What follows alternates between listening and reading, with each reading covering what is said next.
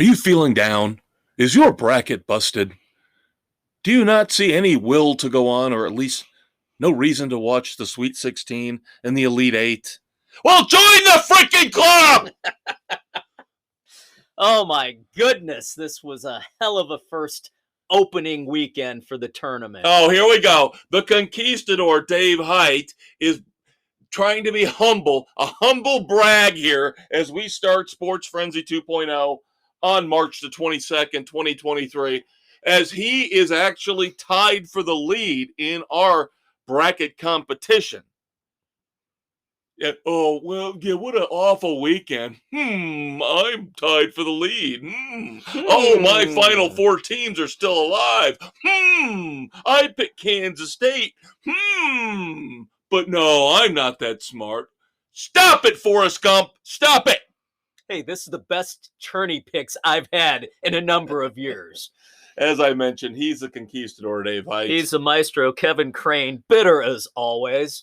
Yeah, I didn't have a bad weekend, but I didn't have a good one, so I'm not going to be able to catch the triumvirate that is leading the pack right now in our Sports Frenzy competition, which is Dave, the Big Blue W, Bill, and Doug, the Governor. So we will see how it plays out. They've all got a really good shot. Doug is the only one that has lost one of his final four teams. Bill has got all of his final four. It's going to come down to Kansas State and Tennessee coming out of that mess of an East bracket that we knew was going to be a bitch. And boy, did it turn out to be a bitch. Yes, it did. Yeah, Duke's youth bit him in the ass. I didn't see it coming. You didn't see it coming. That was one of the few bad picks you had. Yeah. And I had them going a game farther than you into the Final Four. But yeah, they looked really good against Oral Roberts because that was supposed to be a potential 5-12 upset. And of course, that didn't happen. The cardinal rule. All I saw doing research, pick a 5-12 upset. There's always a 5-12. No. Screw you, VCU. How could you not beat St. Mary's? Yep, and screw Charleston for not beating San Diego State. And frickin' Arizona losing to Princeton. Yeah, of course, the two big upsets and in the first couple days. Wow. Yeah, Purdue losing to Fairleigh Dickinson. Arizona, 2 seed, losing to number 15 Princeton. And, of course, a number 4 seed in Virginia, former champion, losing to number 13 Furman. Those were the big opening round upsets. Yep. Kansas gets knocked off in the second round by Arkansas. Now, that didn't completely shock me. Because no, I wasn't shocked about that either. The whole thing with Bill Self, hope his health is okay. You know, he kept saying he's going to be back for the tournament, and then he couldn't coach the first game. And then he couldn't coach the next game, and that's the one where they got nailed. Bill Musselman is a goddamn good coach at Arkansas. Yeah, he's got them playing very well right now. Yeah, so that's going to be a nice matchup here in the Sweet 16, Arkansas and UConn. Yeah, that is a key game for me, since I have, and Doug, since we both have Connecticut winning it all. Yep, and the Big Blue W has Houston, who, of course, will be playing the mighty Miami Hurricanes, who I had no faith in, but Dave did, at least to get to this point. At least to get to this point. So Jim Larinaga comes through, second straight Sweet 16 for the Miami Hurricanes as they knock off number 12 Drake. Hate the Drake! And then knock off number 4 Indiana. Now, in an interesting cosmic sports parallel, the Miami Hurricanes women seeded number 9. Seeded number 9 in the women's tournament. Knock off who? The number 1 seed Indiana Hoosiers. So the Hurricanes basically have now switched from being Notre Dame's rival to the Hoosiers' rival because the Hurricanes did a little double fisting, let's put it that way. The Hoosiers. The Hoosiers. Yep, knocked both the men's and women's out of tourney play. Very interesting. So the matchups for this weekend, as we tape, of course, this will hit the morning of the 23rd. That night, the 23rd, Thursday night, we're going to get our Sweet 16 matches on Thursday, Friday, and then, of course, the Elite Eight, Saturday and Sunday. We've got Alabama, San Diego State. I think Alabama handles that easily. Yep. Creighton and Princeton. God. That's a toss-up right there. I was going to say, I'm finally going to start getting into the tournament because I really slacked off this opening weekend. But, wow, I don't know if I'm going to watch Creighton and Princeton. That could be interesting. This whole thing is setting up so well for Alabama to We cruise. talked about how Alabama had the cakewalk bracket. And that was before Arizona got knocked out. That was before Virginia got knocked out. Yeah. But and now maybe it's even somebody's easier. lying in the weeds for them. You never know. But as it looks right now in the South, Alabama should be the champ and in the Final Four. Then you've got Florida Atlantic and Tennessee in the East. Well, I hate to say it, but I think Bill's going to get that one right. I think Tennessee moves on to at least the Elite Eight. The Elite Eight. And then Kansas State, your pick, Yep. has a tough matchup against Michigan State. Michigan State playing much better than anticipated. Yeah, knocking out Marquette didn't help me out all that much. And Tom Izzo, we've talked about this in the past. You never know what you're going to get from Michigan State. They could be one and done, or they can make a Final Four run. Yeah. They're so schizophrenic when it comes to the tournament. In the Midwest, we talked about Houston facing the Hurricanes, and then Xavier and Texas. So in the Midwest, pretty close to four. Close 1, to 2, chalk. 3, and 5. Yeah. 1, 2, 3, and 5. That's pretty close to chalk. And then in the West, which was another bitch of a bracket segment here. Yeah. We talked about Kansas getting beat by Arkansas. Yep. So now Arkansas, UConn, you mentioned that. Yep. And then Gonzaga and UCLA. And what did I say to you last week? I told you this game was coming, and I told you this was going to be the game of the tournament. Yep. And I will watch this one. Up. I will probably watch both these games in the West. The West has got two awesome Sweet 16 games. Yes, they do. That's going to be a hell of a ride. Yeah. And I'll figure out a way to do laundry during Florida Atlantic, Tennessee, or something. There you go. So we will have, of course, another update for you next week. Yep. We also have some breaking news today on the coaching carousel in men's hoops. Notre Dame is rumored to set to hire Penn State coach Micah Shrewsbury, throwing all of my thoughts of Martin Inglesby out the window. I like it. They're breaking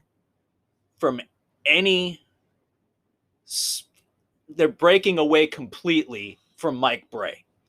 But they're staying local. But they're staying local because Shrewsbury has ties to the state of Indiana. He has ties to this area. To the area, He has coached for Indiana University South Bend.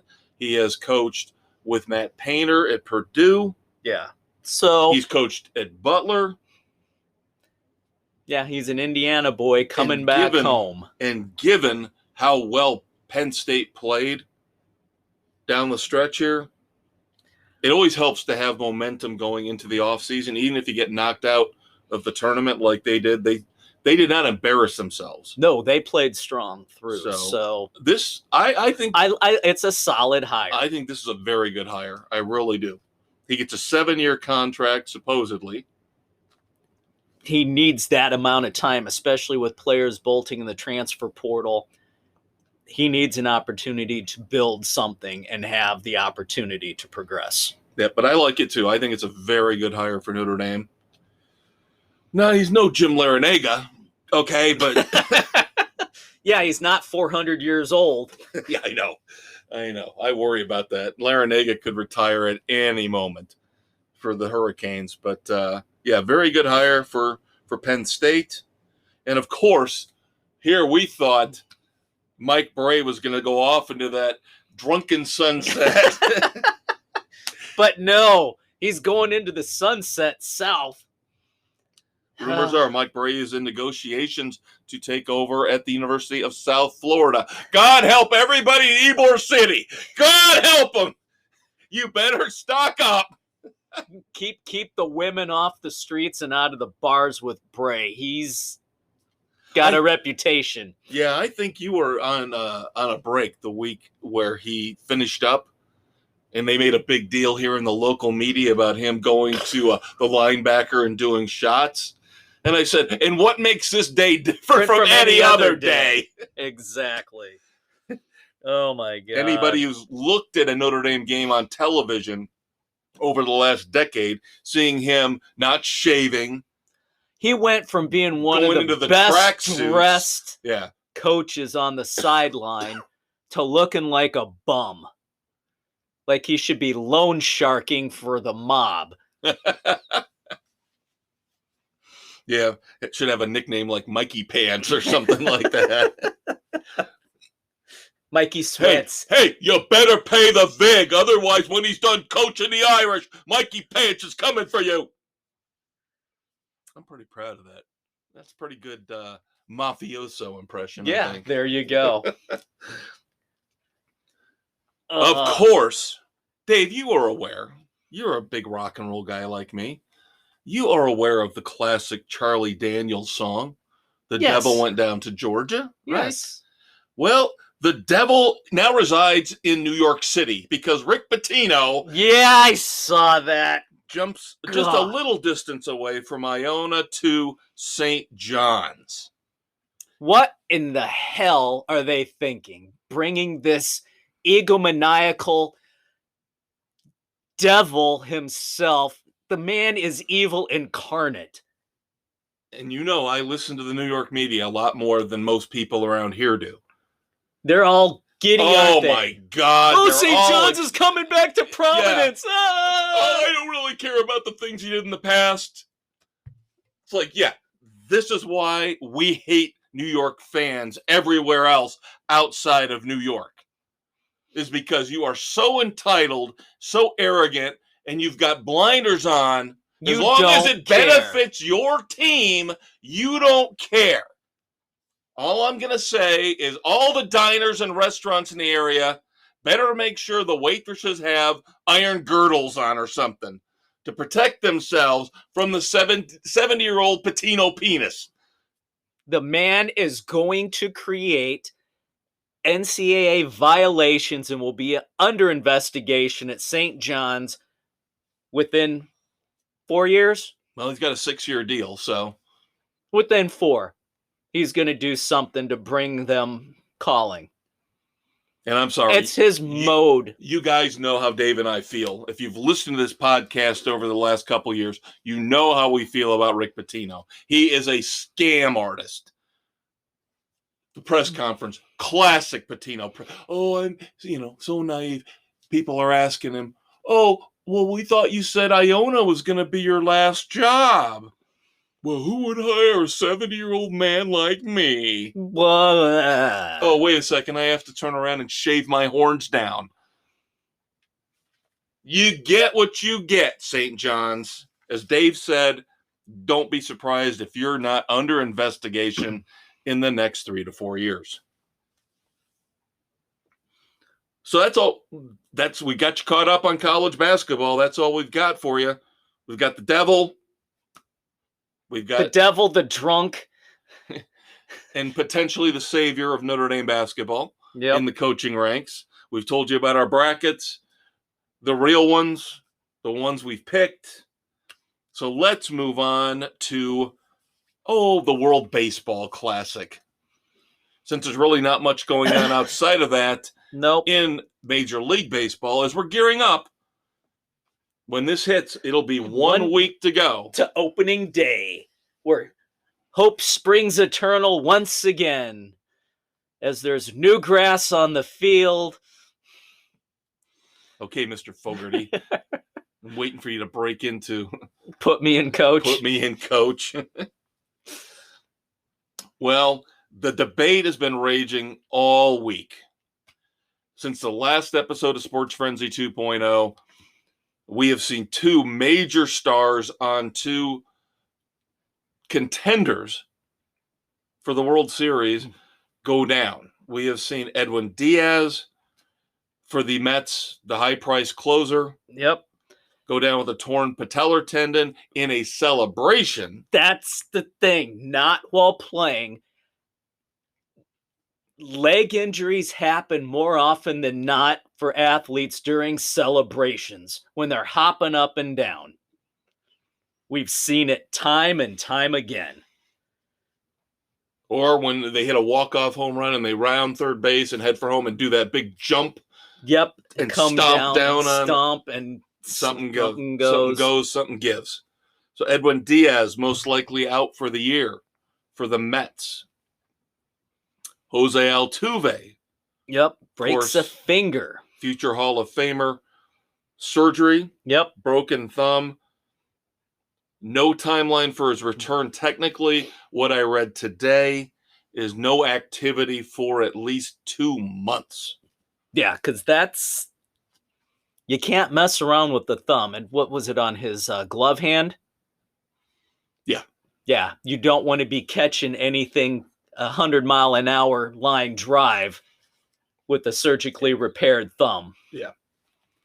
Yeah, so major blows to the Mets and the Astros because of the World Baseball Classic. Now, it could have happened in spring training just as easily. See, now, this is the debate.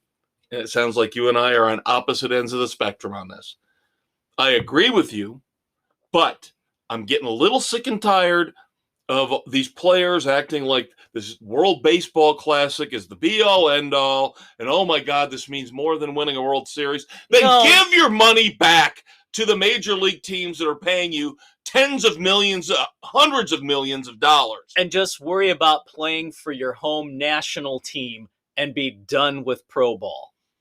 Because I don't like that attitude. That's the attitude we have in the NBA. That's the attitude that's leaking into all the major sports leagues. These guys are putting a better effort into playing in these games than they are for their own teams that signed them and are paying millions of dollars. 100% agree. It's ridiculous. 100% agree. And that's why I have no sympathy for these players anymore. I don't care. If you want to play, fine, but it's at your own risk. But I damn well expect to see the same effort on the field for your major league team that you put for your country. Now, I did hear, luckily for the Mets and the Astros, there is an insurance requirement for these players when they go play in the World Baseball Classic. So the Mets are not on the hook for Edwin Diaz. The Astros, same with Jose Altuve. Do the players have to pay for the insurance? I would hope. Oh, I don't think so, no. I think the teams are paying for the insurance.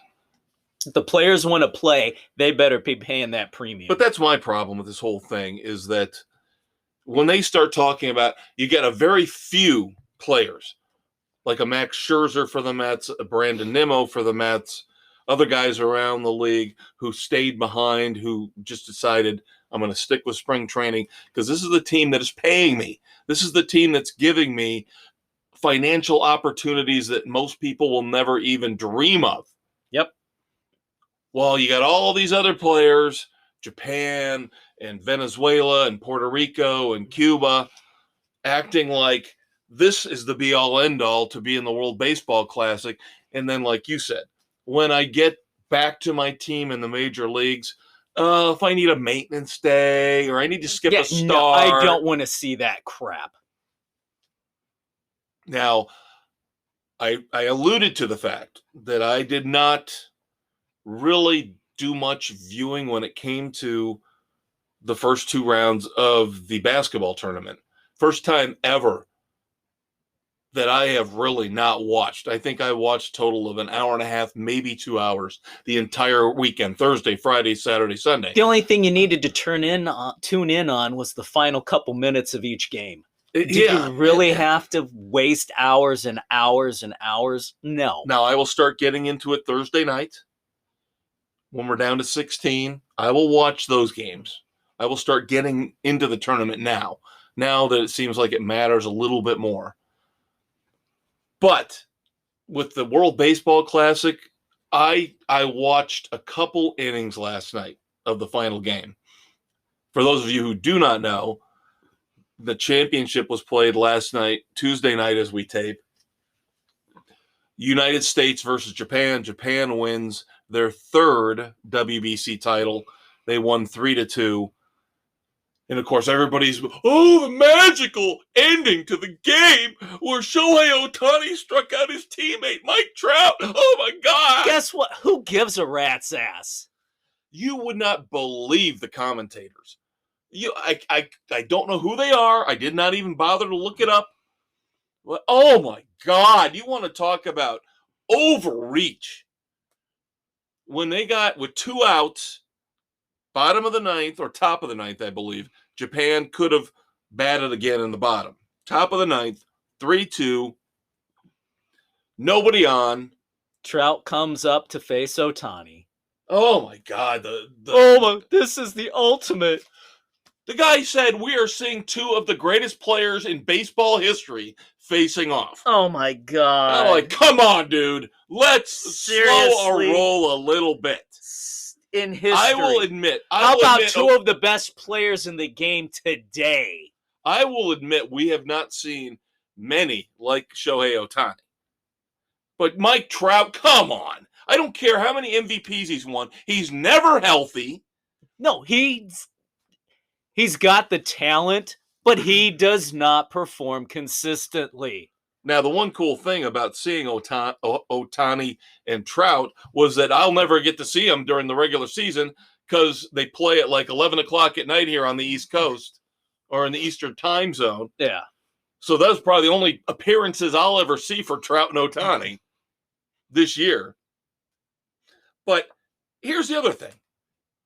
Oh, this titanic, epic matchup. Ohtani owned Trout. He blew 3 by him. Wasn't even close. I mean, it got to a full count, but the 3 pitches that Ohtani rung up for strikes on Trout waved through all 3 of them. Didn't even know what to do with the pitches. So I don't want to hear this was a classic all-time great matchup. No, if it was a classic all-time matchup, Trout would have been fouling off pitch after pitch after pitch, running the pitch count up, making him earn it. Trout went down like a floundering fish on the bank in the middle of summer. Oh, listen to that, kids. Listen to the conquistador. With the literary allusions, Trout is a floundering fish. Love it. There you go. Yeah, the thing is, again, I watched the last 2 innings. I watched a little bit early on. I actually saw both runs for the U.S., which were 2 solo home runs, which, again, does not bode well for the fact that, again, we're going to be subjected to another year of guys swinging for the fences or striking out. Because the only 2 runs the U.S. got were 2 home runs, solo homers from Trey Turner and Kyle Schwarber. Now, watching the 9th, Jeff McNeil actually showed everybody how to play baseball. He was the leadoff hitter, fought Ohtani, fouled some pitches off, got a walk on a very close pitch.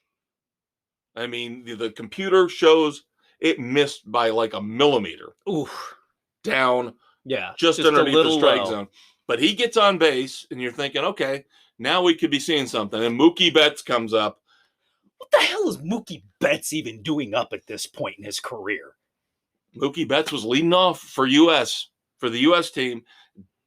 Double play. Took all the drama out of it. So, again, I say, what was the big deal of the Trout-Ohtani face-off, showdown? Trout would have had to have hit a home run or at least an extra base hit to really make it interesting. Yeah. If he would have had an opportunity to win it, that's a whole different story. Right. It would have been a tie with a solo home run. Yeah. And again, freaking do. Japan in this game down in Miami was the home team, so they would have got to bat again anyway.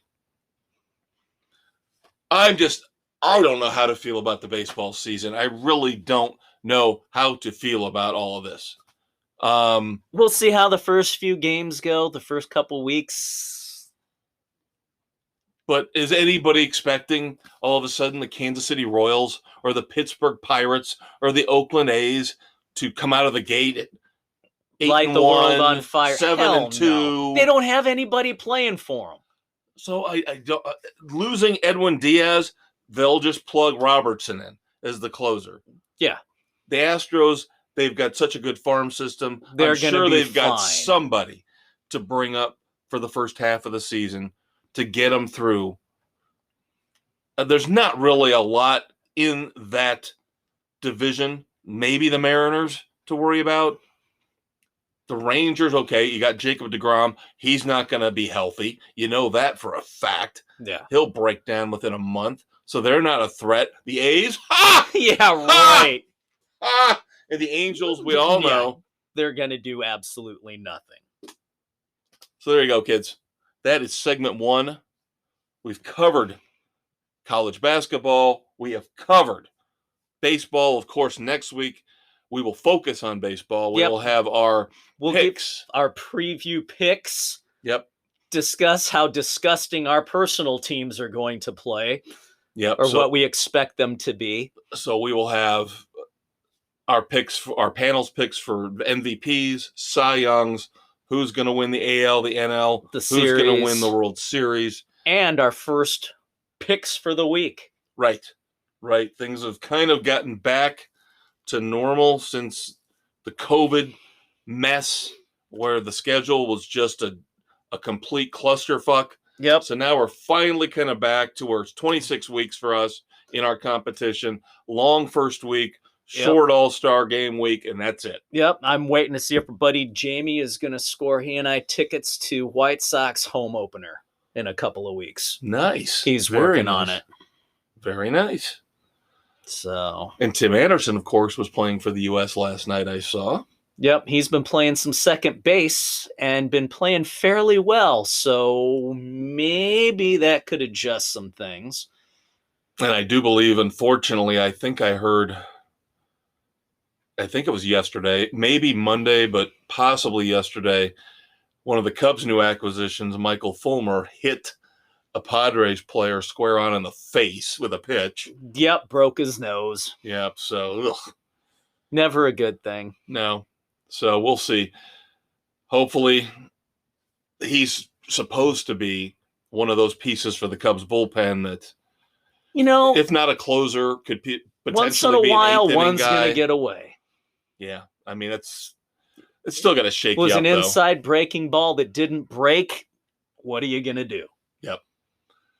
All right, kids. Segment 2 coming up. We will continue our look at NFL free agency. Now we're into the second week and getting it started with the third week. So now you're seeing the lesser-known guys, the value picks coming off the board. So we'll recap what the Bears did in week 2. We'll also talk about our other teams, the Dolphins and the Buccaneers. We'll talk about what else is going on around the NFL. So do not go anywhere. Sports Frenzy 2.0 will be right back. Hello, friends. Are you tired of the boring sports analysis you get from the major outlets? If so, join the Maestro and the Conquistador for a riveting discussion of all sports topics on Sports Frenzy 2.0. Available on Spotify, Google, Apple, and wherever podcasts are available. Our coverage of the continuing rebuild of the Chicago Bears here on Sports Frenzy 2.0. I am the maestro, Kevin Crane. I'm the Conquistador Dave Height on Spotify, Google, Radio Public, Pocket Cast, Amazon, Audible, Apple, Overcast, Castbox, and Stitcher! Don't forget to check out the Facebook page for our weekly NASCAR picks. And coming soon, our weekly baseball picks. So there you go, kids. As I mentioned, time to look at not only the Bears as they rebuild, slow rebuild. I like the pace. They are still number one. I checked Spot Track today as we tape here on March the 22nd. This will hit Thursday morning, March the 23rd. Bears still number one in cap space available on Spot Track. I believe just short of $40 million. Yep. They do not have to spend it all this year. And I don't think they want to. They've got a lot of dead cap money that's going to come off after this year. That'll open up another $25 million or so. So they could even be set for free agency next year, which should have more names, more players available. It should be a better free agency class next season. And they'll still have a crap ton of money to spend. Yep. And so I like the patience they're showing. Now, I will criticize, I did want one splashy move. I mentioned it last week. I don't see what the big problem is with trading a second or third round pick and giving Austin Eckler some cash. That would have been beautiful. Because I don't like what they're doing in the backfield, but we'll get to it in a second. What I do like, making up for last year's idiotic mistake when it comes to the backup quarterback position, Trevor Siemian gets released after one stupid year. I mean, he's not a fit for the system based on having to tailor everything for a mobile quarterback like Justin Fields. If you have a mobile quarterback as your starter, you want to have a mobile quarterback as your backup. So they've rectified that situation. They bring in P.J. Walker from the Carolina Panthers on a 2-year, $4.2 million deal. Very budget-friendly. Budget-friendly, and it gives them a similar type of quarterback. They don't have to screw up the offensive line and the wide receivers and the running backs. All plays will run the same damn way. And then some depth on the defensive line. Andrew Billings comes in 1 year, approximately $2.7 million, give or take. I've rounded some of these numbers up or down. Yeah. Now, here's the offensive signings I am not a fan of. Now, last week we talked about Travis Homer. I kind of went, what? Okay. Again, yes, why? I wanted the big name. I wanted Austin Eckler. It's still not too late. Yeah, but here's the problem. Now you bring in Dante Foreman and give him a 1-year deal. Now it's only $2 million. But again, I'm looking at a backfield that is not going to take any pressure off of Justin Fields. None I thought whatsoever. That would be a priority. And this is the one major flaw in this strategy here in this offseason. Get the big name in. If you got to pay Eckler $10 or $11 million over the next 3 or 4 years, then do it and give him a third-round pick. It's not that much over the tag. It would be worth it. And you wouldn't have had to bring in Homer or Foreman. You had enough guys to back up a guy like Austin Eckler already on the roster. Yeah. So my big problem right now is the running back position, because you do not have anybody who is going to help take the pressure off of Justin Fields. And there's really nobody in the draft right now. Unless they're going to draft that kid from Texas. But drafting him at 9 would be a big reach. That's a big reach. Oh, it's a Bijan Robinson? Yeah, that's a huge reach. I would not He's supposedly by far and away the only big stud running back out there. But teams do not want to draft running backs that high. They don't want a first-round draft pick on a running back. A late first at the most. All right, maybe they're looking at dropping down from 9. Did you hear the silly, ridiculous rumors, by the way? that people are actually saying the Panthers are now going to go ahead and flip the pick. It's because they actually, because of what they gave up to the Bears, they're thinking they could get just as much in return if they flip the pick. Yeah, right. This is what you get in this day and age of idiotic media. No, the Panthers have a specific need that they're going for. They need a quarterback. Yeah, desperately. Frank Reich does not want to play veteran quarterback roulette again with Andy Dalton now. No, because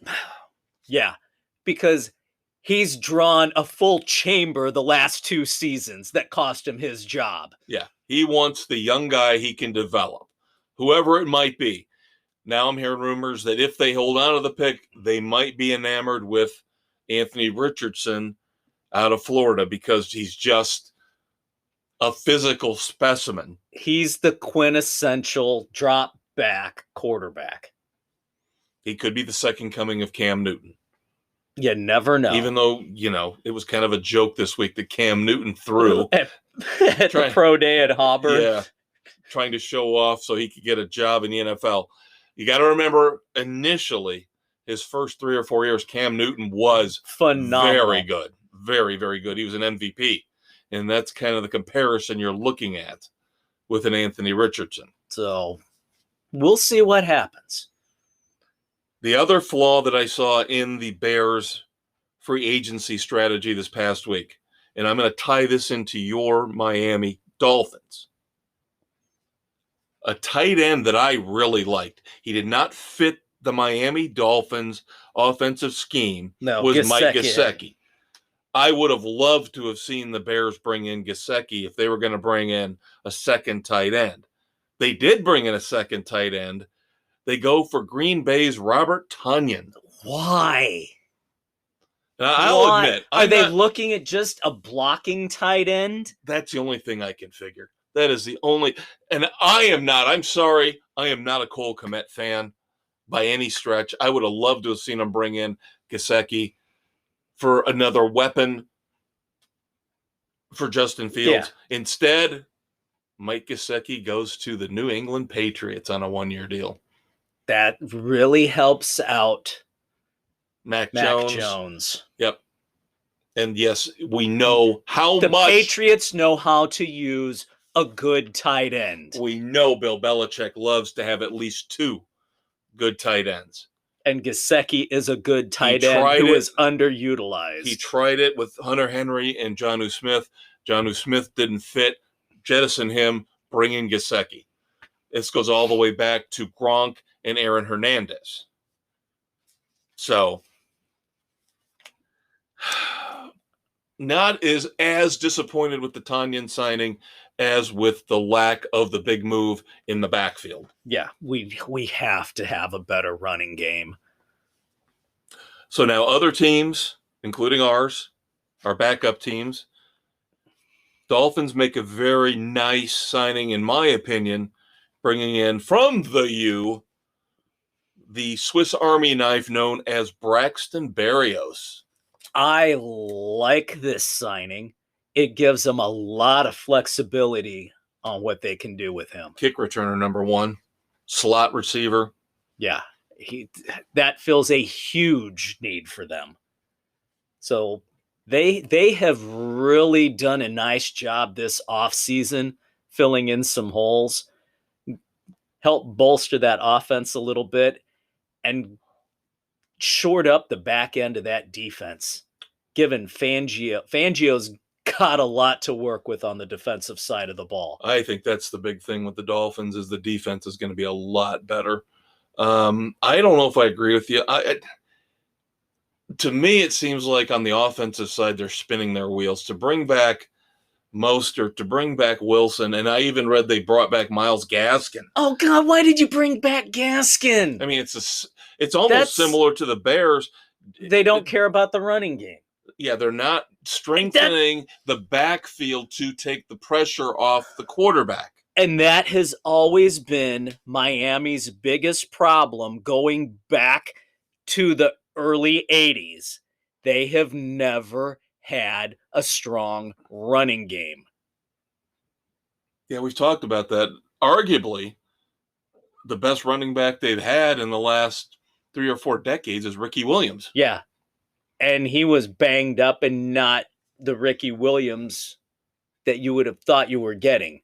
And they didn't have anybody to block for him at that point either. So Miami has never figured out how to put a running game together. Well, it could End be of worse. story. It could be worse. You could be the Buccaneers. God, who have nothing. Have jettisoned Leonard Fournette. They jettisoned Ronald Jones. Who do they bring in? Miami reject Chase Edmonds. Oh, Lord. The only thing I can hope is somehow he regains some of the glory, the form he had when he was at the Cardinals. You know, because that's the only time when he looked good. Decent, yeah. And for what, a season? Basically, yeah. And I think it was more because James Conner was injured. Yeah, he came in a backup role. Right. Otherwise, he was the third down receiving back. Yeah. But yeah, the Buccaneers, of course, we know they were in cap hell. They had to get rid of as much as they could. Of course, all teams right now currently, again, I checked Spot Track today, all teams currently are under the cap. So they're in compliance. They had to be for the start of the league year last week. Yep. Now they can start playing going above, jettisoning, getting things ready before the start of the season. Right. Other moves with other teams that we maybe marginally care about, some we outright hate. Oh, the Cowboys. Oh my God! The disdain. I talk about how the Jets disdain fans for are the delusional. Cowboys is only surpassed by the disdain for the Packers. Oh yeah, and by the way, no news on Aaron Rodgers. No, because the Packers want to get rid of him, but are being so damn stubborn on what they want to get in return. You are sounding like a New York fan. New York fans are so mad right now. They are calling the Packers, that organization, every name in the book. They're holding it up. We want Aaron Rodgers. Why won't they just let us have him? He's not worth 2 first-round picks. It's a game of chicken. We will see who wins, who loses. You know what? The Jets think about walking away. And that, of course, before we get to the Cowboys. The Packers over. Before we get to the Cowboys and the other teams, you notice the other big quarterback where there are no talks, no discussions. Mr. Lamar Jackson. Yep. His little gambit is failing miserably. Yep. He said, tag me, but give me the opportunity. He's got the opportunity. He's had it for a week. Nobody is coming to call. Haven't heard a peep from anybody talking, negotiating. Nothing. To acquire him. All right, the other signings we were discussing, we were alluding to. Again, the Cowboys fans. Oh my God, we're the greatest team ever. What a great offseason we're having. Because they traded for Brandon Cooks. What has Brandon Cooks actually done over the last 3 seasons? Well, he is tied for the most traded player in NFL history. So he's got that going for him. But he's supposedly now going to take the pressure off of CeeDee Lamb. Right. Here's my question. We just talked about running backs with the Dolphins, the Bears, the Buccaneers. Does anybody realize right now the Cowboys don't have a running back? Tony Pollard's not going to be ready for the start of the season. And Zeke is gone. You don't have a running back, Dallas.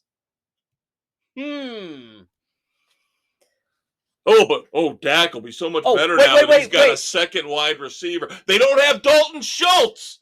They let their tight end go. One of their most solid performers on offense. They've got nothing going for them right now. Just like New York fans. They're so delusional with Cowboys fans. So delusional. Ryan Poles, if you're listening, how about you try and trade trade a running back that you just got down to Dallas. And then go get Eckler. I'd be down with that. Dump Foreman onto Dallas. Get a pick for him. Flip it over to San Diego. You made that cardinal mistake. Los Angeles Chargers, and bring him in. I'd be down with that. And we just talked about Dalton Schultz leaving the Cowboys. That would have been another tight end I would have liked to have seen with the Bears. He ends up going to the rebuilding Houston Texans, along with running back Devin Singletary with another team. We've talked about the devaluation of running backs, but it seems like nobody's got any. It should be easy to find running backs, right? Because they're so devalued. They should be all over the market. You just pick whoever you want. Devin Singletary goes from Buffalo now to the Houston Texans. So now who the hell do the Bills have running the ball? Are they going after Zeke? Get him on the cheap? Zeke is still out there. Now, one running back who got a nice deal, I don't think it hurts the Eagles all that much because they had a lot of depth at running back. They had Gainwell. They had Scott. So they let Miles Sanders go. Miles Sanders goes down to Frank Reich and the Carolina Panthers on a 4-year deal. And they also bring in Adam Thielen to now be arguably the veteran number one wide receiver. Yeah, they're rebuilding that whole wide receiver core because, of course, we got DJ Moore in Chicago. Robbie Anderson, although I think he's changed his name to Chosen. Another one of those idiots like Ron Artest. Or I should say Meta World Peace. Meta World Peace. He's gone. So Adam Thielen will now be the de facto number one. Yep, on a 3-year deal with the Panthers. I got to believe they'll do more. They have to do more because he is not a number one anymore. He is a leader in the receiving room. But he'll help with the young quarterback. It'll help the young quarterback. It'll help young receivers. Right. His experience. They do have guys who will, you got an Andy Dalton there, arguably probably play the first 3 or 4 games of the year at least. Yeah. While they get the young quarterback, whether it's Stroud or Bryce Young, get him acclimated, or Richardson. Yeah. Thielen will teach these young guys the right way to be a receiver because he wasn't the prima donna. He wasn't the flashiest guy. He was a workhorse who did what was needed. Yep. And you see that how he helped Jefferson become that guy who would do what needed to be done. Yep. And then, of course, now our your badass from last week, Osborne, slots up to the number 2 now. Yep. Up in Minnesota. Yep. So Colts making some moves, but they still aren't addressing any issues. Well, they brought in Isaiah McKenzie, wide receiver from the Bills. That's not a terrible signing. And they brought in who I like as a quarterback. Again, our team did not need him. No. But Gardner Minshew is going to get another shot. An opportunity. Now, of course, the Colts are looking to draft a quarterback, but stuck where they are, I believe, at 4. At 4. That's going to be iffy. They'll get the 4th of 4 right now, probably. Unless they panic. Well, if Arizona does not trade out, they could get somebody good. I think out of the 4 that are being mentioned for the first round, 3 of them teams will be happy with. The Will Levis thing from Kentucky, he's the one you don't want. He's the booby prize. Don't go there. He's the one that's going to end up with the Raiders being behind Jimmy Garoppolo. Who could probably wind up seeing playing time with Garoppolo's injury history. Yeah. Now, the Bengals did a really smart thing. Now, they've been trying to work on that offensive line now for about 2 years to protect Joe Burrow. We know he's going to he needs protection badly on that team. They bring in the prize possession, the prize free agent, taking him away from Kansas City Orlando Brown, 4-year mega deal for him to come in and play as the tackle to protect Joe Burrow's blind side. It's too much money. You got to protect the investment you're going to be making in Joe Burrow, though. How old is Brown, though? Yeah, I think he's got a couple years in him. And the way these contracts are done, it's all front-loaded. You get through the first 2 years. Then you can release. The first 2 years, like you said, front-loaded, all guaranteed early on. Then you can dump them later. Note that NBA, MLB, NHL contracts that you can get rid of, that are not an albatross around your neck dragging you into the abyss. Yeah, where Bobby you don't Bonilla. actually, where you don't actually destroy franchises for years and years, if not decades. Detroit. Cabrera. Yeah, he's got what? Is he done or has he got 1 year left? He's got another year. Yeah. Eagles bring in Marcus Mariota to back up Jalen Hurts. God. I guess they're figuring that if Hurts goes down, we're screwed anyway. So what the hell? Save some money. And then we talked about the running backs, right? So the Jets today bring in at wide receiver. I don't know if it was somebody on Aaron Rodgers' wish list, but it was Mecole Hardman comes over from Kansas City, joins the Jets. So now, who is Patrick Mahomes throwing to outside of Travis Kelce? Juju's gone. Mecole Hardman's gone. The rumors are that now this is setting up for the big play where they're going to trade for DeAndre Hopkins or sign OBJ. Good luck with that. Just telling you. Just putting it out there. They never throw to a wide receiver anyway, so what does it matter?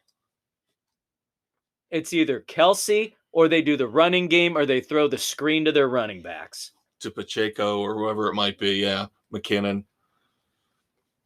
All right, so that's pretty much everything in terms – we're not, of course, breaking down each and every signing. Those are the highlights. In other NFL news, Dave's favorite commissioner, Roger Goodell, is about to receive a 5-year extension from the owners. Yep, so he can make buku bucks pimping out more games into foreign countries. Devaluing the league here at home. And now we're starting to get a lot of groups bidding for the Washington Commanders now that Danny Snyder is actually finally putting them on the market for real. Yeah, it's a legit thing. And one of those groups actually has Magic Johnson joining in. What the hell doesn't Magic Johnson own or have? I know. What is he not involved in? What pie does he not have his fingers in? Oh. There was no sexual metaphor involved in that reference. No, there was nothing about a piston in Detroit. All right, so let's talk real quick. Hey, kudos to him for all the investments and the business decisions he's been involved in. They've been paying off for him pretty well. Oh, yeah. And it's good to see an athlete actually turn around and become a smart businessman. As much as I hate him, I could see LeBron James becoming like this eventually. Oh, yeah, he's already trying to get in on different things. The whole Magic Johnson thing, the only problem I had with him was, the loose free sex. Yeah. Not necessarily being a role model. Right. But in terms of his play on the court. The dude brought it every single game. I still put him way ahead of LeBron James. Sorry, kids. He did not need a day off on the back end of a back-to-back. No. And he did everything. He played every position, all 5 positions, and stayed with one team. Night. And he stayed with one team. Wasn't a mercenary. Now, one of Magic Johnson's peers, as we pivot. No, not yet. Not that pivot. Way. Not that pivot yet. But we move over to the NBA. We talked about Magic jumping in as part of a group to buy the NFL Washington Commanders. Michael Jordan might finally be looking to sell his majority stake. He would keep a minority interest, but he plans to sell the majority of his stake in the Charlotte Hornets. And there's been people out there saying, oh, is he the worst owner ever? Oh, what is he? Leave him alone. Jesus God. Nobody's perfect. He's got money to make a mistake like this. Is he getting himself in the headlines for being an asshole? No. Speaking of which, nice segue, Dave. I thought you'd appreciate that. Tonight, as we tape again on March 22nd, marks the return of one Ja Morant to the Memphis Grizzlies.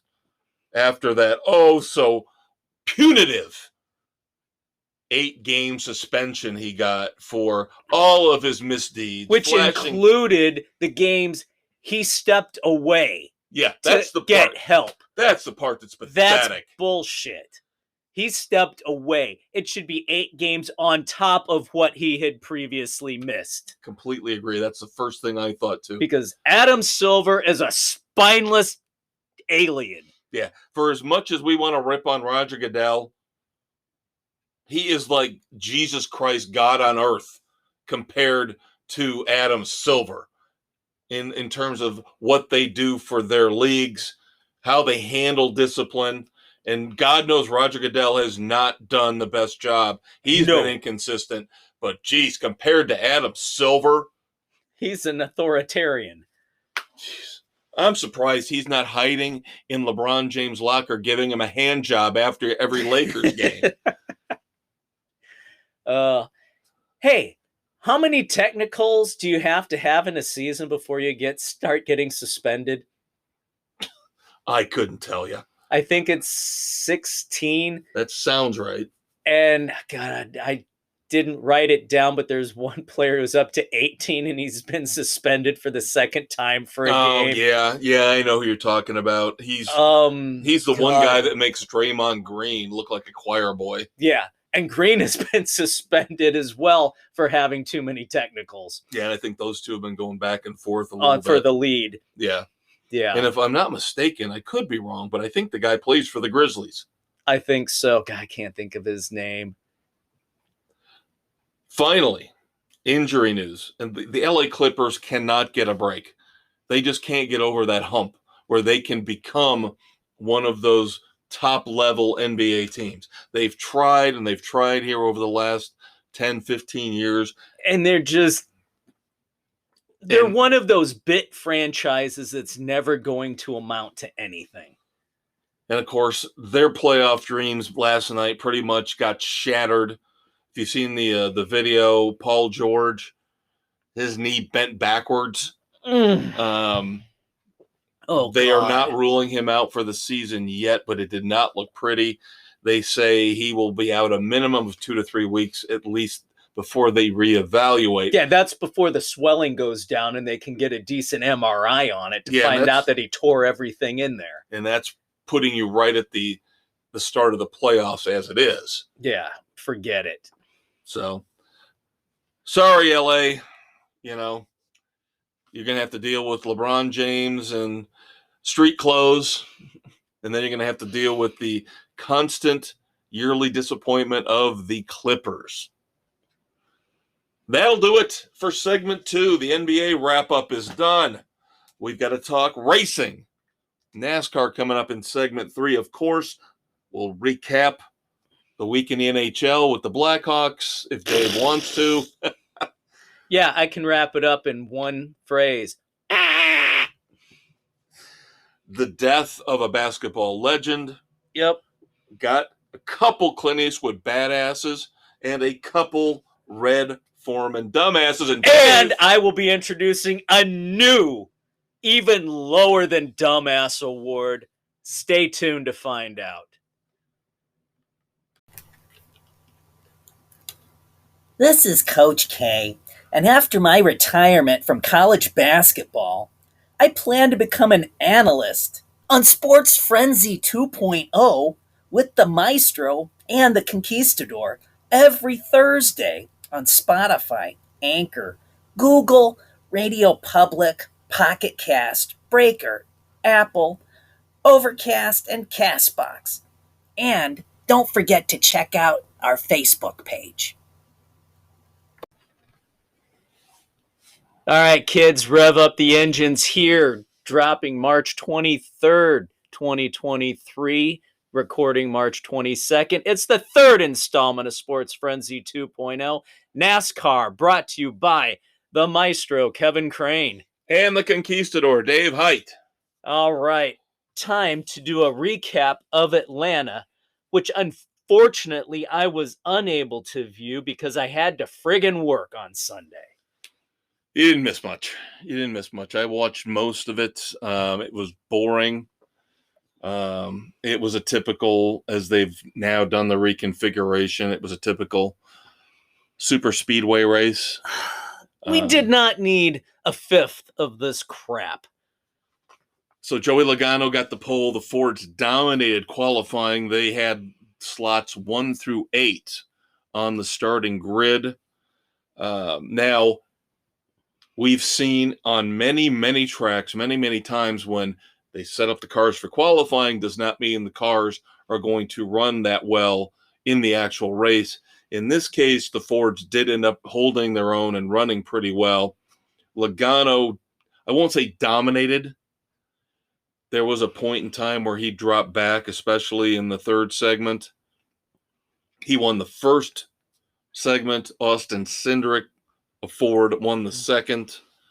But Blaney, despite a pit road penalty, bounced back in his Ford, got in the top 10 at the end. The Hendricks cars, following up on the penalty that you broke last week involving the louvers. The hood louvers. Yes, which I use in the shower every night. I use my louver. Some watermelon body wash on a louver. Oh, yeah. It's a loofah. My name is Lufa. I live in the shower stall. I clean the dead cells off your mother. Who would have thought you'd get a Suzanne Vega reference here on Sports Frenzy 2.0? You're welcome. In 2023. Oh, so we'll see. Dave is adamant that louver penalty will not be withdrawn. So the fact that Kyle Larson and William Byron got caught up in a mess in that third segment at Atlanta, they're hosed. Really. Now, Byron just has to finish in the top 30 with his wins. He'll get in, but Larson now joining Chase Elliott in trouble where they're both going to have to Larson is going to win. We know that's inevitable. He will have a win.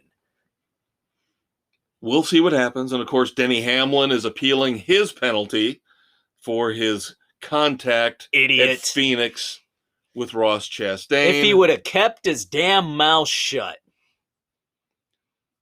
But despite the fact, again, that he had a rough start to the season, Joey Logano gets his win. So now he's going to be locked into the playoffs, along with William Byron, along with Ricky Stenhouse.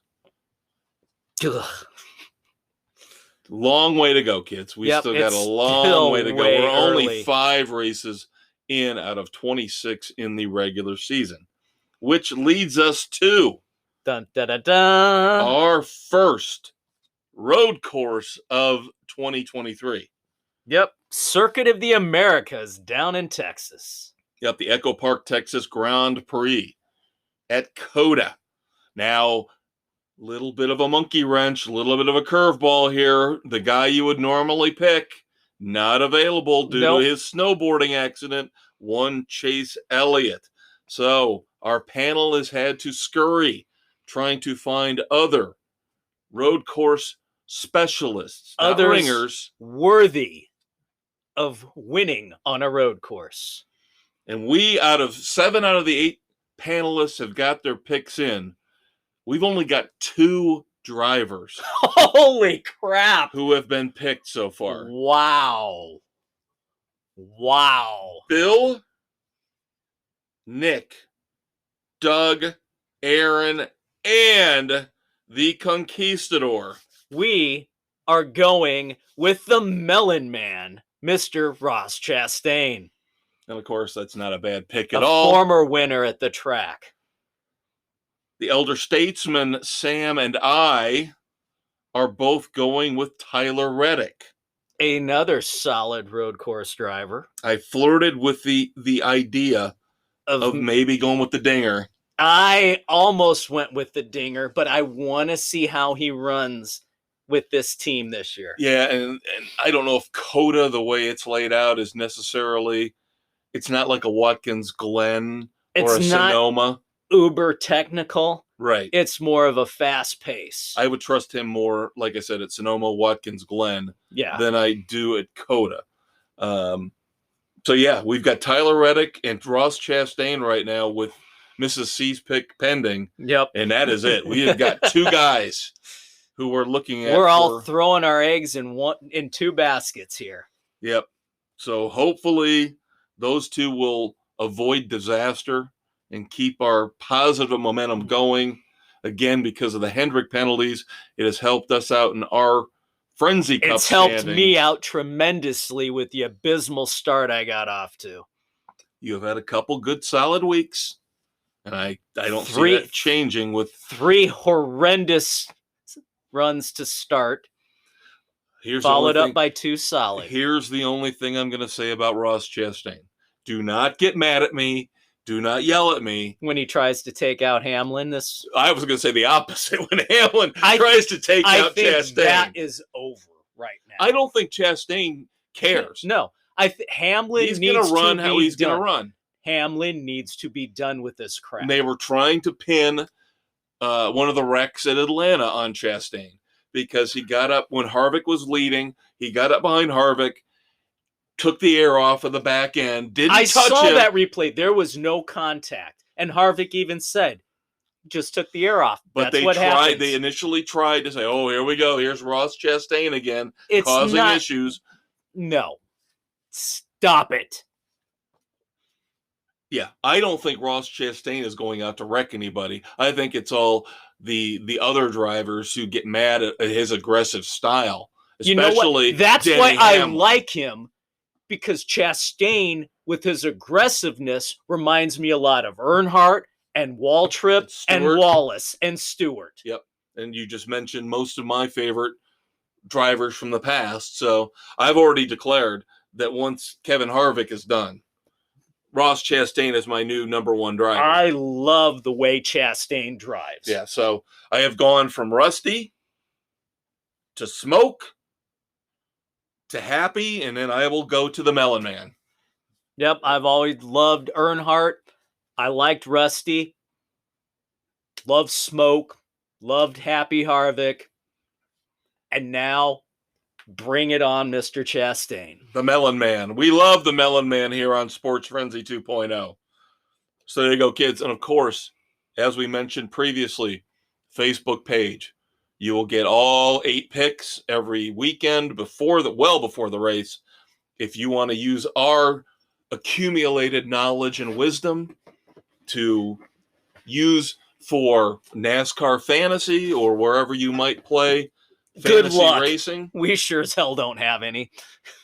I'm doing okay in NASCAR fantasy this year. I'm doing okay. I'm not.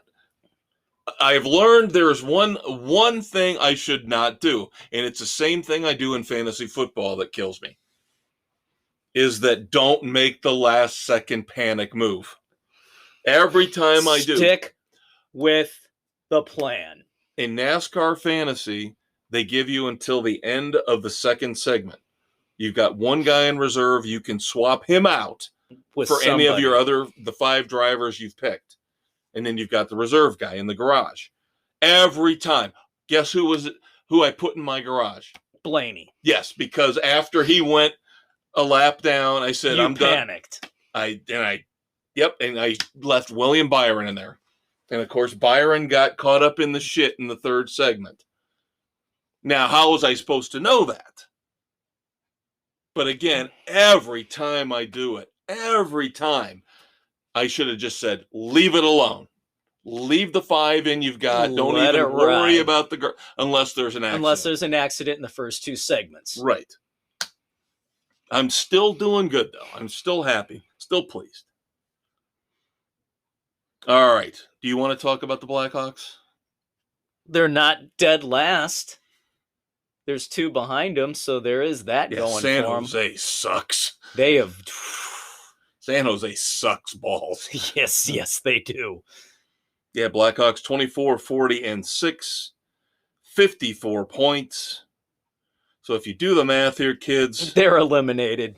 Yeah, that's 70 games in, so we've got about 12 left in the regular season before. They've been eliminated since about the halfway point of the season. It ends mercifully in 12 games for the Blackhawks.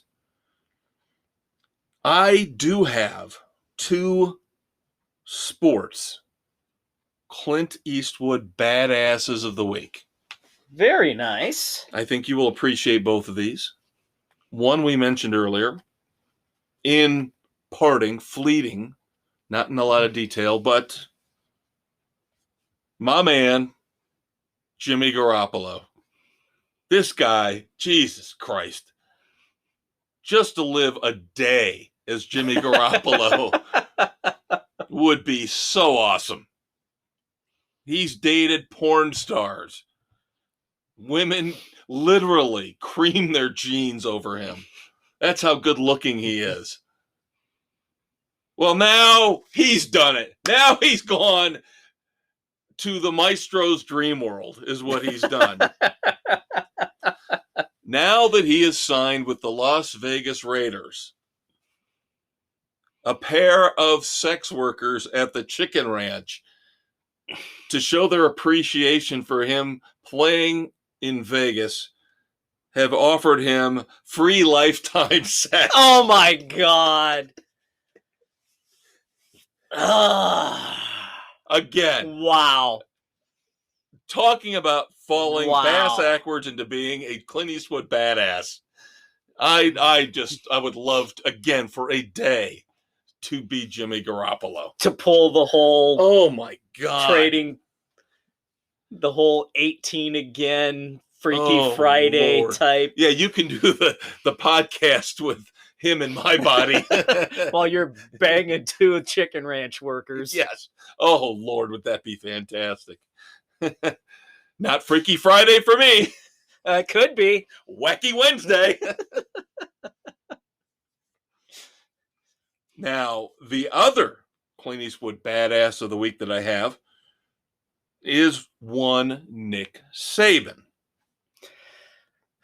You know, kudos to Mr. Saban for calling out his young player. And, of course, that would be cornerback Tony Mitchell, caught driving 141 miles an hour with marijuana possession involved as well. Yep. But that's not the only reason he is a badass.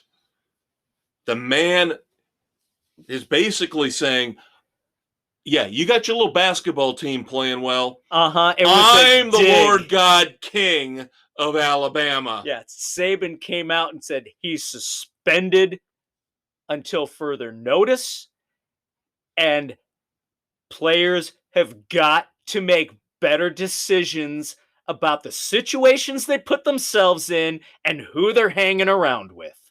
And the ultimate quote, which is a direct shot at the basketball coach, where Nick Saban said, there is no such thing as wrong place, wrong time. Nick Saban is a badass. I loved that. That was beautiful. Absolutely badass on the part of Nick Saban. To do that to his own Alabama fellow coach. Yep.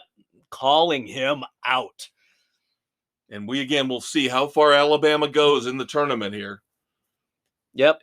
I found it interesting that Brandon Miller, the kid at the center of all of this, 0 points in that first game. Now, they were playing nobody, but... No, but they held him to 0 points. Yeah. So he got his stinker out of the way, you would assume. So now, again, this should be an easy run for the basketball team for the Crimson Tide to get to the Final Four. It should be. We'll see. Maybe they overlook it. Teams have done that. Yeah, we'll find out how Purdue. good of a head coach this Oats guy is. All right, moment of silence. One big moment of silence. The man NBA legend. The man who led the Knicks to their last championship way back. Way back in the day. 40 years ago plus. The legendary coming out of the locker room with the leg injury. Yep. He should be an honorary Clint Eastwood badass. That would be one Willis Reed, Hall of Fame basketball player for, of course, the New York Knicks. Yep. Thoughts and prayers to the Reed family. All right, kids. We will do our pivot, but I have two dumbasses of the Red Foreman variety, and then Uncle Dave, the Conquistador. We're taking it to a different level of hell. And I'm going to leave that for him for the end to wrap up the show, because I'm going to give him all the time he needs for this. I don't want to call it extra special, extra scummy. Oh, yeah. This is seventh ring of hell variety. All right. The two Red Foreman dumbasses of the week that I've got for you are, number one, our idiot president, Joe Biden. He could be a stand-in every frickin' week.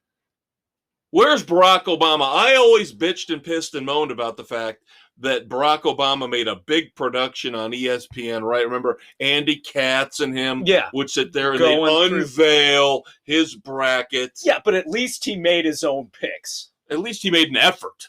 Yeah. Who does Joe Biden pick to be the champion in the 2023 NCAA men's basketball tournament? The Arizona Wildcats. Knocked out by number 15 Princeton. Oh, Joe, you just can't get anything right, can you? Such an idiot. He can't make basketball picks. He can't read poetry. He can't run the country. Yeah, like Dave said, each and every week we could find some reason, either here on the sports edition or on the entertainment weekend edition, or just because we want to. It's like shooting fish in a barrel. Which he probably couldn't even do that. Mr. President, you have to point the gun into the water.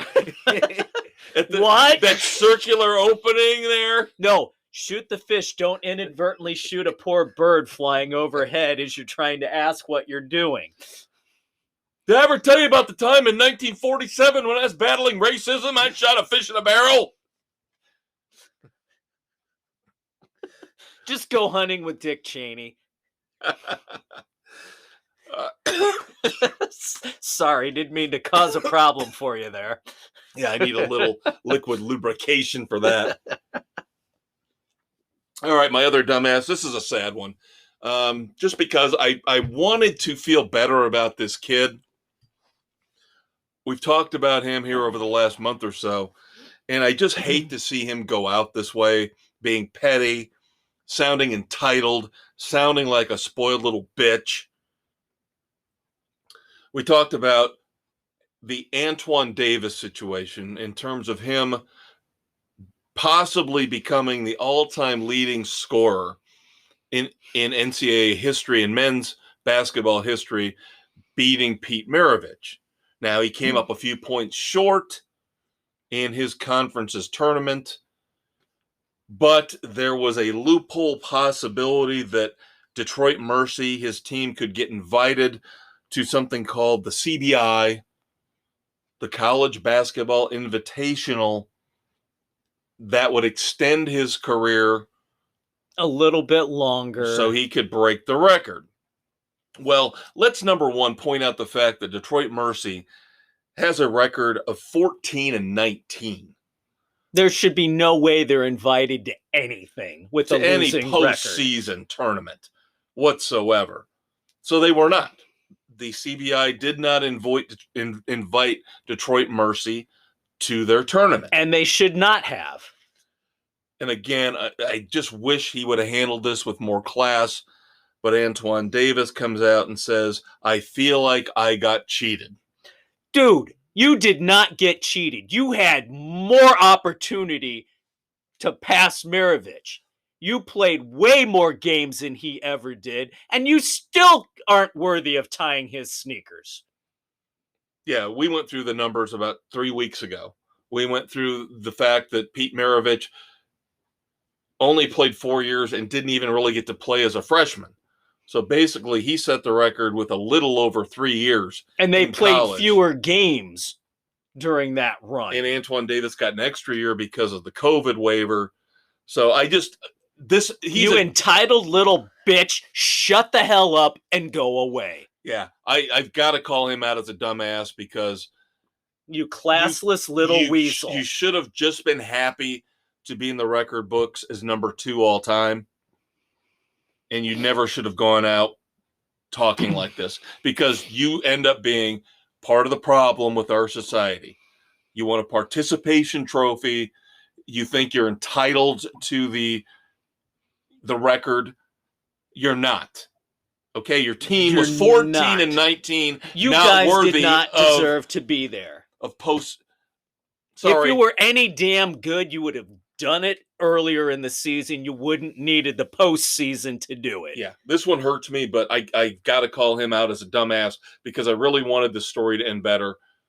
Unfortunately, it does not. He ends up being a typical millennial bitch. So, Antoine Davis, you're a dumbass. Yep, and we're going right back to one of those millennial little bitches. Here, I'm trying to figure out how I want to phrase this new award.